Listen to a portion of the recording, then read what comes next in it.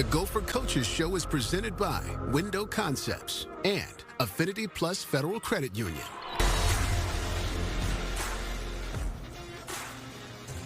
Hi, everyone, and welcome to Mariucci Arena in this edition of the Coaches Show. And this week, we are honored to be joined by two of the winningest coaches in college hockey history. You guys are up there now. Brad Frost, the head coach of the women's team, and Bob Motzko of the men's team. And congratulations, you both are moving on into playoff land. You already went through a heck of a series, and Bob, you grabbed a piece of that trophy right down there on front of the desk on Saturday night.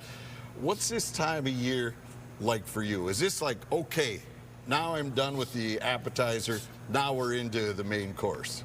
Well, absolutely. It's you do all this work in the regular season to try and put yourself in the best position possible going into the playoffs here, and now we're excited to head up to Duluth for the final face-off. And you've got the numbers 1, 2, 3, and 5 teams in the country battling it out for the WCHA Tournament Championship, and obviously looking forward to the NCAA Tournament the following week. And Bob, how do you look at the regular season versus the playoffs? Well, it's totally different now. I mean, it's a whole new season when you get into the playoffs. And what a great time. You got the state tournament going on over in St. Paul, and you know, our playoffs begin, and everyone's kind of starting to count down. A big win for the Wild the other night. This is an exciting time of year for hockey, and the juices start flowing for everybody. Yeah, no doubt about it. Your juices had to be flowing this weekend after the battle you had with Minnesota State Mankato. It goes to 3 games. What did you tell your team going into Game 3? Because you erupted in that second period with 5 second-period goals, the most you scored in a single period all season. Well, I'd love to say that it was because of something I said, but it wasn't. It's all on the players. They, you know, going into that Game 3, we recapped Game 2. You know, the positives, the negatives. We actually didn't show video going into the game on Sunday. We really just wanted to focus more on what we needed to do to be successful. Really, just to get them in the right mindset? Yeah, just the mindset. You know, it's easy to look back and you know, be a little worried because now you're going to Game 3. What's that look like? And instead, we just need to put that behind us and move on and prepare for Game 3. And Bob, you had a situation where it was a must-win for you. Yes, you knew you were going to the playoffs, but you wanted a piece of that hardware, and so you were in a must-win situation on Saturday night. How was your team going into that after Friday's setback?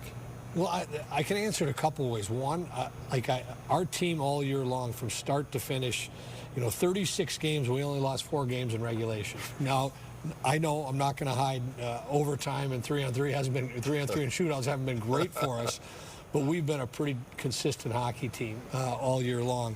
So us respond, you know, we tied on Friday night, we lost in the overtime, and our team's going to respond, and they've been doing it all year. And we don't talk a lot about the regular season championship until we get at the end. If you got a shot, you go for it. We talk about winning our series against each team. Excuse me, and that's what we need to do against Penn State, is win that series. So 3-0-1, we count, you know, and then chips lay where they lay, and we ended up with a piece of the championship, and we'll take it because we believe, just as Michigan State, we earned that. Yeah, no doubt about it. I mean, it was a sensational regular season for your club. As you said, 4 regulation losses is pretty unheard of with the gauntlet of a schedule you played. Yeah. All right, I got a question for both of you that I don't think I've asked you before. You both have so much great consistency. You've averaged 25 wins per year throughout your time. Bob, you had 5 straight 20-win seasons. You're going for a 5th straight NCAA tournament. What do you look for to have that consistency, Brad? What is it? Do you look for specific players? Is it a style of play? How do you hit that level of consistency year in and year out? Well, the expectations are really high when you're at the University of Minnesota, first and foremost, and to be able to recruit from the top players in the world is a huge advantage for us, there's no doubt. But we want to find players that are obviously very gifted, but players that are willing to compete, players that are tough, that fit in with our culture, and when we put all those players together, we've fortunately had a great recipe for success. Is it difficult to continue that, to keep pushing yourself and your players every year when you have successful season after successful year, and players may say, well, I could maybe cut a corner here too? Well, I think what's interesting, I was talking to my staff about this the other day, is you look at teams throughout the country. There's been a lot of teams that were the top teams in the country 10 years ago, 20 years ago, 5 years ago, and now they're towards the bottom of the country. And one of the things that I'm really proud of here at the University of Minnesota is the sustained success that we've had. We're constantly in the top 5 in the country and making a run for the Frozen Four and the national championship. And that's a credit to the players that we have, the staff that we have, and really that overall consistency. And Bob, on your side, you have recruiting, right? You've done very well. You get some huge blue chippers in here, guys that go straight to the NHL out of your program. But while they're here, they're Gophers, and they're focused on their success here. How have you been able to drive that message home? Well, first, I'm going to reiterate a lot of things that Frosty's talking about. The expectation in Minnesota, we know exactly what you're walking into when you take the job here. But there are 3 things we do. We recruit, we recruit, we recruit. I've always said I'm a really good coach when I got really good players, and it makes it easy. And then when it all comes together with leadership and the word culture gets thrown around, but what that really means, you got kids that care more about they care more about the team, more about each other than they do for individual accolades. And we've got that right now, and we've had it going for a while. We're just terrific young men that really care about the program. And I'm telling you, it meant something to our guys to know that they get to hang a banner, and now we get to fight for 2 more banners coming up down the stretch. But we're on the bench in that 3rd period, and you could feel it, and that's the group of guys that we've got. That there was, and as a coaching staff, we kind of sat back and said they weren't going to be denied from it. And it's pretty cool when you get yourself surrounded with a group like that that'll lay it on the line, night in, night out. And that's what we've got. All right. We mentioned guys that just jump right into the NHL. You have one, probably a handful that can do it after this season. But Jimmy Snuggerud, he is a guy that is not surprising anybody this year. He came in labeled as your guy, and he has delivered as your guy, leading your team in scoring. First player since Mayasic and Dick Doherty to have 3 consecutive 20-goal seasons to start his career. What has Jimmy been able to do this year when the spotlight has been on him? Well, the one thing Jimmy can do is score goals, and he's going to do that his entire career. I mean, the way he shoots the puck and his knack to find the open area and score is just at a high level. But the big thing with Jimmy too has been rounding his game off and getting more detail to his game, become a better all-around player, being more involved in the forecheck, more involved in fighting for pucks, and those are the things that to play at that next level that you have to develop. And he knows it. He went through a real tough time last year trying to decide, and this year knowing that he knows he made the right decision, and he's just been in a great spot. And he's not looking over his shoulder, and he's looking straight ahead, and he's geared in for the playoffs right now. And Brad, you have basically the same type of player in Abby Murphy. I mean, everybody knows who she is. Everybody knows to shut you down. They have to try to keep her quiet, yet she continues to produce and produce and produce. How has she been able to do that? Well, it's very similar to Jimmy. Like, Abby knows how to score. I think she's got 29 on the season. She had 33 last year. She's got 99 for her career. You can see the passion that she plays with. She loves to, set plays up as well, but she's gotten more detail to her game as well. She's more of a 200-foot player. She's tracking back. She's staying above puck. She's hard on the forecheck. And then when you play the right way and you have those gifts and those abilities, then the puck starts going in the net for you. And so it's been really fun to see her growth. Have you had to change the way you coach her? A little bit. There's nobody in women's hockey like her. Right. As far as her passion, her grit, the chip on her shoulder. She's to say she's feisty is probably an understatement. But she loves the game of hockey. She loves to win.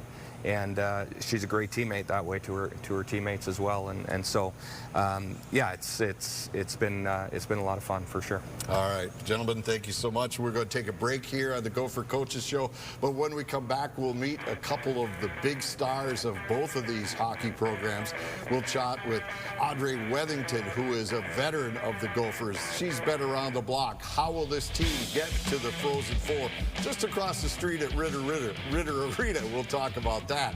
And later, Mike Kester joins us. He's been a veteran of the back end for the Gopher men's team. We'll chat with him as well as we continue here from Mariucci Arena on the Gopher Coaches Show.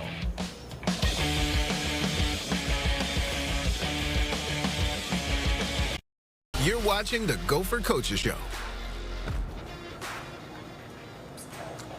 Welcome back to the Gopher Coaches Show. We're here at Mariucci Arena. It's a hockey show this week because both these teams are on to the postseason and had such tremendous regular seasons. Back again, Brad Frost, the head coach of the Gopher women's program, and Audrey Wethington joins us now. And just about this team, you are a graduate student, so you've been around the block. You've seen this team. How much fun has this run been, being part of this Gopher team throughout your career? Yeah, each team's been so unique, and it's been really fun to meet a lot of different girls. I've had the unique opportunity to play with my sister for 4 years, which was amazing. And then this year, just trying to win a national championship. I think that's everyone's goal at the end of the day. And I mean, we've had several opportunities too. I think my junior year, we were in the Frozen Four. So I think we're going to seal the deal this year at home. And we have a great opportunity to do so. Yeah. Coach, you said it. Her sister was sitting in this chair a year ago when we did this show. What do they bring to the program, that family? Because you have such a great hockey history in your background, so much hockey history. There was no way you were ever going to play basketball. Yeah, I right. can guarantee you that. But what have they brought to your program? Well, I think the pride that Audrey and Madeline and the Wethington family, Broad family, have brought to the Gophers, it's incredible just how much they care. You know, the passion for Gopher hockey, passion for Gopher women's hockey is immense. It's what makes them really, really special. I think for Audrey in particular, coming back for her 5th year here and fulfilling a leadership role for us. She plays the game the right way. She's somebody that leads by example, not just in how she plays, but also in what she does on and off the ice. She was up for the Hockey Humanitarian Award. Right. She's going to med school next year. She's incredibly bright and brilliant, but also a really good hockey player. And so we love players that are not just good hockey players, and then as people are, you know, whatever, Audrey's that great person as well as that great hockey player. All right, I want to take you back. Now we could talk about Saturday, the overtime game, where you guys had 70 shots on goal and nothing was going in. Now it's all fun because you won Sunday and you're still going on. But what was that like in the moment? Share some of the conversations on the bench or on the ice when it just kept going and going. Yeah, obviously we're down 3 at the beginning of the game, so that's not a spot you want to be in. But I feel like our team did a good job of believing and that we weren't going to just throw in the gloves and be like, you know, it is what it is. But we just kept fighting back. In the locker room, we were all talking about how it felt like the last game of last season, where we went into 4 overtimes. And so we're like, can we just not go in 4 overtimes? So Frosty comes in the locker room and he's like, you know, oftentimes overtimes end the first few minutes. And so we really focused on coming out in the first few minutes. Obviously, it didn't go the way we wanted to. We hit a few posts, had, you know, almost a goal. But it is the game, and we came back on Sunday yesterday, and I thought we did a good job at just kind of asserting our dominance. All right, now you head to Duluth. You face Ohio State. As we talked about, this is basically a mini version of the Frozen Four because of the teams that are there. 3 are right up there. 1, 2, 3. You guys are 3. What about playing the Buckeyes? Yeah, we've had, we played them 4 times this year, and I think that we really haven't shown who we are as a program to them. I think that we have so much more to prove, and I think that everyone has a belief that we can beat them. There's no doubt in my mind. So it's just whether or not we actually show up and play. We are fully capable of it, and we set the win. Brad, how do you see the Buckeyes this time around in a single elimination game? Well, I mean, flip a coin. It's honestly, we're so even. Last time we played them at home, we split with them. Right. And when we were at their place, we lost in a 1-goal game and tied. So, I mean, two teams that are incredibly similar from a talent perspective, both play extremely hard, and we've had some success against them. So, really, it comes down to goaltending, breaks, execution, luck, all the things that really come into play at the end of the year to help you try and win those games. And the last thing for you, just about getting to the Frozen Four right next door.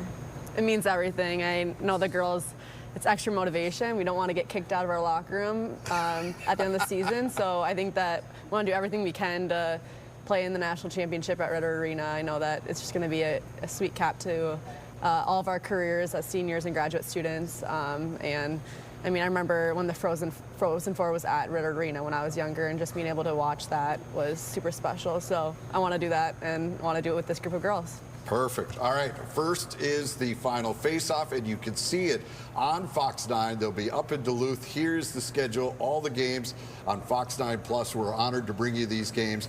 Gophers and Ohio State, 4:30 on Friday afternoon, and then the championship Saturday, which I know you guys will be a part of. Brad, thank you so much. Really appreciate it. Audrey, great to see you, and keep it going. Thank you. Yeah. All right, when we return, we'll check in with the men's team once again, and Mike Kester, who has turned out to be an offensive force for the Gophers. We'll get into that and much more as we continue here from Mariucci Arena.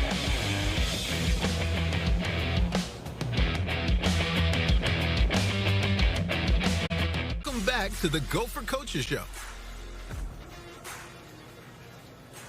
Well, we are here at Mariucci Arena, and this place is quiet now, but by Friday night, it'll be rocking once again as the Gophers take on Notre Dame. Bob Motzko, the head coach, joins us again, and Mike Kester, you really don't need an introduction around here because you've been here for so long, 177 games. That'll be when you hop on that ice on Friday night. What's it been like being part of this program from when you said yes to Bob and wanted to be a part of it to now where you are and what you've learned? I mean, first of all, it's flown by. Feels like I got here yesterday, but no, it's everything you dream of growing up in Minnesota. Obviously coming to games when I was a kid, watching them on TV, so I'm just super proud to wear the M and represent the program. And Bob, how has he represented the Gophers? Mike's been awesome, and what he committed. This is how old he's getting. He committed to Don. Oh, did he really? Back in the day, and I've been here 7 years, and so we're trying to get Mike a 6th year. He doesn't know that. See if we can get him back another year, but. Michael's been unbelievable, and I can't stress enough, and I talk about it, and sometimes people might think it's coach talk, but that word culture and what's inside our locker room, it is really special. And it's the leadership from the guys, it's the buy-in, it's how they care for each other, how they care for the program. And and Mike has been one of the constant leaders in our program, not just on the ice for what he brings, but as importantly off the ice. It makes our job pretty easy when you have leadership like this. All right, here is that goal you scored against Penn State. What was going on in your mind here? There's less than 4 minutes to go. You needed a goal to get the hardware that's sitting in front of this desk. Yeah, I mean, we were trying to work them low kind of the whole game, and I came across and I saw Luke Middlestat just kind of wheel behind me to kind of give me the go, but great pass from Jimmy Clark. It started out with him off the draw too. Won in a puck battle to keep it in, and yeah, just a great pass by him to put it to the back door. All right, Bob, what were you thinking when you saw him sneaking in there? You're like, no, go back, or go for it? No, we have a battle back and forth, but he set up a big goal coming down a couple of weeks ago to Connor, and Michael's done it all year, and he's got the brain in the hockey sense to sneak down there, and that is just, we wanted to get down low again, and that's just those guys in their hockey sense making the read and coming up with a big time play when you needed it. Now, he said that he sensed in the locker room this team was not going to be denied. Did you feel that as well, that this piece of hardware sitting in front of the desk was coming home with you? Yeah, I mean, Friday, I liked our game, just a couple shifts we were off, and that can determine a game. And then, I mean, Saturday we brought one of our best games, and it seems like nothing could go our way. Just a couple bounces, a couple penalties, but just super proud of the way the guys, battled back through the adversity. A couple tying goals, and then, yeah, the energy, the positivity on the bench was awesome. All right, speaking of great periods, you go and face Notre Dame. You played perhaps the most dynamic period of Gopher hockey that I can ever remember. That first period here on Friday night, you guys scored 5 times after Notre Dame scored first. You had 42 shot attempts in 20 minutes of hockey. What do you recall from that? Yeah, I just think the energy from the puck drop. Yeah, I mean, they scored first, but nothing wavered for our energy, and I think we were just playing simple. Started by getting pucks behind them, letting the offense come to us, and then just getting guys and pucks to the net. Bob, what did you recall from that explosion? Well, we've been able to do that a handful of times this year, and it's the depth of our offense, and that's the good side of us is we can get to offense when we're playing the right way. And we do it throughout our entire lineup, and everybody contributes. We've got ourselves a little trouble every once in a while when it's not coming. We want to force it, but when we just play our game and let it come, our group can do special things. Yeah, it should be a great series. Here is the matchups and all these games. If you can't buy tickets because this place will probably be sold out, they'll be on Fox 9. And we start with the pregame show, the Pride on Ice pregame show at 6:30 Friday and Saturday. Both games against the Fighting Irish. And this is going to be a tough battle, right? When we get to this point of the season, 20 seconds, Bob. Well, last year Wisconsin was number 2 and Ohio State was number 7. They went in and beat them. And so our league is too deep and too strong, and you've got to be ready to play every night. All right, that'll do it for us. Mike, thanks so much. Bob, thank you. And that'll do it for the Coaches Show. We'll see you next week.